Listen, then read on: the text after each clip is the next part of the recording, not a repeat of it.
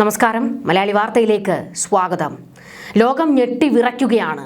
യുക്രൈനിൽ റഷ്യൻ പട്ടാളം നടത്തിയ ആക്രമണം കീവിനെ താറുമാറാക്കിക്കൊണ്ട് കീവ് നഗരത്തെ ചോരപ്പുഴയിൽ മുക്കിക്കൊണ്ട് തീതുപ്പുകയായിരുന്നു റഷ്യൻ മിസൈലുകൾ. അതിമാരക ആക്രമണമാണ് നടന്നത്. ദുരന്തമുണ്ടായ ഉടൻ തന്നെ പ്രദേശം ഉൾപ്പെടെ തകർന്നടിയുന്ന ഒരു കാഴ്ചയാണ് ഉണ്ടായത്.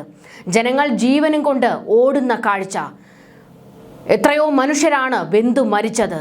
ലോകം ഒരു വലിയ നാശത്തിന് നടുവിലേക്ക് എത്തിയിരിക്കുകയാണ്. 2 യുദ്ധങ്ങളാണ് ലോകത്തെ ഇപ്പോൾ ഭയപ്പെടുത്തിക്കൊണ്ടിരിക്കുന്നത്. എന്തും സംഭവിക്കാം എന്നുള്ള ഒരു ഭീതി ലോകരാജ്യങ്ങളെ വേട്ടയാടുന്നു. ഈ വർഷത്തെ ഏറ്റവും ഭീകരമായ വ്യോമാക്രമണത്തിൽ യുക്രൈൻ തലസ്ഥാനമായ കീവിനെ റഷ്യ തകർത്തെറിഞ്ഞു.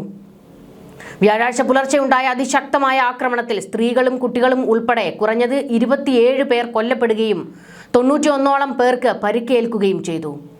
കീവ് നഗരത്തിലുടനീളമുള്ള 130ഓളം കെട്ടിടങ്ങൾ തകർന്നതായിട്ടാണ് പ്രാഥമിക വിവരങ്ങൾ വ്യക്തമാക്കുന്നത്. റഷ്യൻ അധിനിവേശം ആരംഭിച്ചതിന് ശേഷം ഈ വർഷം തലസ്ഥാന നഗരി നേരിടുന്ന ഏറ്റവും മാരകമായ ആക്രമണമാണിതെന്ന് യുക്രൈൻ മാധ്യമങ്ങൾ റിപ്പോർട്ട് പുറത്തുവിട്ടു. രാത്രിയുടെ മറവിൽ 74 മിസൈലുകളും 496 ഡ്രോണുകളുമാണ് റഷ്യ യുക്രൈന് നേരെ തൊടുത്തുവിട്ടതെന്ന് യുക്രൈൻ വ്യോമസേന സ്ഥിരീകരിച്ചു. ആക്രമണത്തെ തുടർന്ന് കീവിന്റെ ആകാശമാകെ കറുത്ത പുകപടലങ്ങൾ മൂടിയ നിലയിലാണ്. കെട്ടിടാവശിഷ്ടങ്ങൾക്കിടയിൽ കുടുങ്ങിക്കിടക്കുന്നവർക്കായുള്ള തെരച്ചിലും തീപിടുത്തം നിയന്ത്രണ വിധേയമാക്കാനുള്ള ശ്രമങ്ങളും അടിയന്തര രക്ഷാപ്രവർത്തകരുടെ നേതൃത്വത്തിൽ യുദ്ധകാല അടിസ്ഥാനത്തിൽ പുരോഗമിക്കുകയാണ്. ഡിനിപ്രോ നദിയുടെ കിഴക്കൻ തീരത്തുള്ള 9 നിലകളുള്ള ഒരു പാർപ്പിട സമുച്ചയത്തിലാണ് ആക്രമണം ഏറ്റവും കൂടുതൽ നാശം വിതച്ചത്. മിസൈൽ പതിച്ച് ഈ കെട്ടിടത്തിന്റെ 64ഓളം ഫ്ളാറ്റുകൾ പൂർണ്ണമായും തകർന്ന് തരിപ്പണമായി. അതേസമയം രാജ്യത്തുണ്ടായ അടിയന്തര സാഹചര്യം കണക്കിലെടുത്ത് Ukraine president Volodymyr Zelensky Ireland സന്ദർശനം പാതി വഴിയിൽ ഉപേക്ഷിച്ച് കീവിലേക്ക് തിരിച്ചെത്തി. തകർന്നു വീണ പാർപ്പിട സമുച്ചയം നേരിട്ട് സന്ദർശിച്ച അദ്ദേഹം ദുരന്തത്തിന്റെ വ്യാപ്തി വർദ്ധിക്കാൻ പാശ്ചാത്യ രാജ്യങ്ങളുടെ നിലപാടാണ് കാരണമെന്ന് കുറ്റപ്പെടുത്തി. വ്യോമ പ്രതിരോധ സംവിധാനങ്ങൾ കൈമാറുന്നതിൽ പാശ്ചാത്യ രാജ്യങ്ങൾ വരുത്തിയ കാലതാമസമാണ് ഇത്രയും വലിയ മനുഷ്യനാശത്തിന് കാരണമായതെന്ന് സെലൻസ്കി തുറന്നടിച്ചു. മനുഷ്യ ജീവനുകൾ ഇങ്ങനെ ദാരുണമായി പൊലിയുമ്പോൾ നമ്മുടെ പങ്കാളികൾ വെറുതെ നോക്കി നിൽക്കരുത്, സെലൻസ്കി സോഷ്യൽ മീഡിയയിൽ കുറിച്ചു. പാട്രിയറ്റ് മിസൈലുകളുടെ ദൗർലഭ്യം പ്രതിരോധ നിരയെ ബാധിച്ചതായും യുക്രൈൻ സേന സമ്മതിച്ചു. എന്നാൽ യുക്രൈനിന്റെ സൈനിക താവളങ്ങളും ഊർജ്ജ ഇൻഫ്രാസ്ട്രക്ചറുകളും വിമാനത്താവളങ്ങളും ലക്ഷ്യമിട്ടാണ് തങ്ങൾ ആക്രമണം നടത്തിയതെന്ന് മോസ്കോയുടെ വിശദീകരണം. റഷ്യൻ പ്രദേശങ്ങൾക്കുള്ളിൽ യുക്രൈൻ അടുത്തിടെ നടത്തിയ ഡ്രോൺ ആക്രമണങ്ങൾക്കുള്ള തിരിച്ചടിയാണിതെന്നും ക്രെംലിൻ വക്താക്കൾ അറിയിച്ചു. കഴിഞ്ഞ ദിവസം റഷ്യയിലെ നിഷ്നി നോവ്ഗോറോഡ് മേഖലയിലെ പ്രധാന എണ്ണ ശുദ്ധീകരണശാലയ്ക്ക് നേരെ യുക്രൈൻ ഡ്രോൺ ആക്രമണം നടത്തിയിരുന്നു. ഇതിന് തൊട്ടു പിന്നാലെയാണ് റഷ്യയുടെ ഭാഗത്തു നിന്നും ഇത്രയും കടുത്ത പ്രത്യാക്രമണം ഉണ്ടായത്. യുക്രൈനിലെ തങ്ങളുടെ ലക്ഷ്യങ്ങൾ കൈവരിക്കുന്നതുവരെ സൈനിക സമ്മർദ്ദം ശക്തമായി തുടരുമെന്ന് റഷ്യൻ പ്രസിഡന്റ് വ്ളാഡിമിർ പുടിൻ വ്യക്തമാക്കി. റഷ്യയുടെ ഈ ക്രൂരമായ ആക്രമണത്തിനെതിരെ അന്താരാഷ്ട്ര തലത്തിൽ വലിയ രീതിയിലുള്ള പ്രതിഷേധമാണിപ്പോൾ ഉയരുന്നത്. ജനവാസ മേഖലകളെ ലക്ഷ്യമിട്ടുള്ള റഷ്യയുടെ ഈ ആക്രമണം തികച്ചും അപലപനീയമാണെന്നും ഇത് തുടർച്ചയായി ആവർത്തിക്കപ്പെടുന്ന കൊടും ക്രൂരതയാണെന്നും ഐക്യരാഷ്ട്രസഭ ജനറൽ സെക്രട്ടറി അന്റോണിയോ ഗുട്ടറസ് വ്യക്തമാക്കി.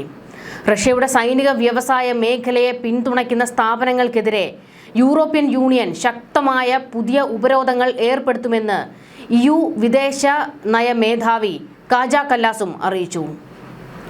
റഷ്യൻ ആക്രമണത്തെ ചെറുക്കാൻ യുക്രൈൻ കൂടുതൽ ആയുധ പിന്തുണ നൽകണമെന്ന ആവശ്യം ആഗോളതലത്തിൽ ശക്തമാകുന്നുണ്ട്. പരസ്പരം അതിർത്തികൾ കടന്ന് ദീർഘദൂര ആക്രമണങ്ങൾ ശക്തമാക്കുന്നതിലൂടെ റഷ്യ യുക്രൈൻ യുദ്ധം കൂടുതൽ വഷളാകുകയാണെന്ന് ഈ ദുരന്തം തെളിയിക്കുന്നു.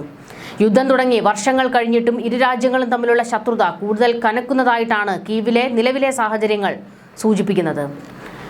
2ാം ലോക മഹായുദ്ധത്തിന് ശേഷം യൂറോപ്പ് കണ്ട ഏറ്റവും വലിയ സൈനിക ഏറ്റുമുട്ടലായി റഷ്യ യുക്രൈൻ യുദ്ധം മാറിയെന്ന റിപ്പോർട്ടുകൾ പുറത്തുവന്നിരിക്കുന്നു. Centre for strategic and international studies നടത്തിയ പഠനത്തിൽ യുദ്ധം ആരംഭിച്ചതു മുതൽ ഇരുപക്ഷത്തുമായി 20 ലക്ഷത്തിലധികം സൈനികർക്ക് ജീവഹാനിയോ ഗുരുതര പരിക്കുകളോ സംഭവിച്ചിട്ടുണ്ട് എന്ന് വ്യക്തമാക്കുന്നു. ഇതിൽ വൻ നഷ്ടം നേരിട്ടിരിക്കുന്നത് റഷ്യൻ സൈന്യത്തിനാണ്. ഏകദേശം 4 മുതൽ 4.5 ലക്ഷം റഷ്യൻ സൈനികർ കൊല്ലപ്പെടുകയും 14 ലക്ഷത്തോളം പേർക്ക് പരിക്കേൽക്കുകയോ കാണാതാകുകയോ ചെയ്തതായും കണക്കുകൾ സൂചിപ്പിക്കുന്നു. ഇത് 2ാം ലോക മഹായുദ്ധത്തിൽ അമേരിക്ക പങ്കെടുത്ത എല്ലാ യുദ്ധങ്ങളിലും മരിച്ച അമേരിക്കൻ സൈനികരുടെ എണ്ണത്തേക്കാൾ 4 ഇരട്ടിയാണ്. നിലവിലെ കണക്കനുസരിച്ച് ഒരു യുക്രൈൻ സൈനികന് പകരം 8 റഷ്യൻ സൈനികൻ എന്ന അനുപാതത്തിലാണ് നഷ്ടം സംഭവിക്കുന്നത്. യുക്രൈന് 1.25 ലക്ഷത്തിനും 1.5 ലക്ഷത്തിനും ഇടയിൽ സൈനികരെ നഷ്ടപ്പെട്ടതായും മൊത്തം നാശനഷ്ടം 5.25 ലക്ഷത്തിനും 6.25 ലക്ഷത്തിനും ഇടയിലാണെന്ന് പഠനം പറയുന്നു.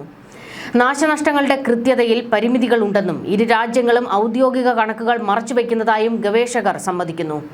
കനത്ത മനുഷ്യക്കുരുതിയും ആയുധങ്ങളുടെ നാശവും ഉണ്ടായിട്ടും റഷ്യയ്ക്ക് പ്രതീക്ഷിച്ച മുന്നേറ്റം നടത്താൻ കഴിഞ്ഞിട്ടില്ല എന്നും യുദ്ധം ഇരു രാജ്യങ്ങളുടെയും സാമ്പത്തിക സൈനിക ശേഷി തകർക്കുന്ന അവസ്ഥയിലേക്ക് നീങ്ങുകയാണെന്നും റിപ്പോർട്ട് സൂചിപ്പിക്കുന്നു. ഈ വർഷത്തിന്റെ ആദ്യ പകുതിയിലെ കണക്കുകൾ പരിശോധിക്കുമ്പോൾ റഷ്യയുടെയും യുക്രൈന്റെയും സൈനിക നഷ്ടത്തിന്റെ അനുപാതം 8:1 എന്ന നിലയിലേക്ക് കുത്തനെ ഉയർന്നിട്ടുണ്ടെന്നും റിപ്പോർട്ടിൽ പറയുന്നു. അതായത് ഒരു യുക്രൈൻ സൈനികൻ വീഴുമ്പോൾ പകരം 8 റഷ്യൻ സൈനികരാണ് യുദ്ധഭൂമിയിൽ ഇല്ലാതാകുന്നത്. മറുഭാഗത്ത് യുക്രൈൻ സൈന്യത്തിന് 1.25 ലക്ഷത്തിനും 1.5 ലക്ഷത്തിനും ഇടയിൽ സൈനികരെ നഷ്ടപ്പെട്ടിട്ടുണ്ട് എന്നാണ് കണക്കാക്കുന്നത്. പരിക്കേറ്റവരടക്കം അവരുടെ ആകെ നഷ്ടം 5.25 ലക്ഷത്തിനും 6.25 ലക്ഷത്തിനും ഇടയിലാണ്. ഈ സൈനിക നഷ്ടങ്ങളുടെ കൃത്യതയ്ക്ക് ചില പരിമിതികളുണ്ടെന്ന് ഗവേഷകർ തന്നെ സമ്മതിക്കുന്നുണ്ട്. റഷ്യ തങ്ങളുടെ യഥാർത്ഥ നാശനഷ്ടങ്ങൾ എപ്പോഴും ഔദ്യോഗികമായി മറച്ചുവെക്കുകയാണ് പതിവ്. തങ്ങളുടെ സൈനിക സുരക്ഷ മുൻനിർത്തി യുക്രൈൻ ഭരണകൂടവും ഔദ്യോഗിക കണക്കുകൾ പുറത്തുവിടാറില്ല.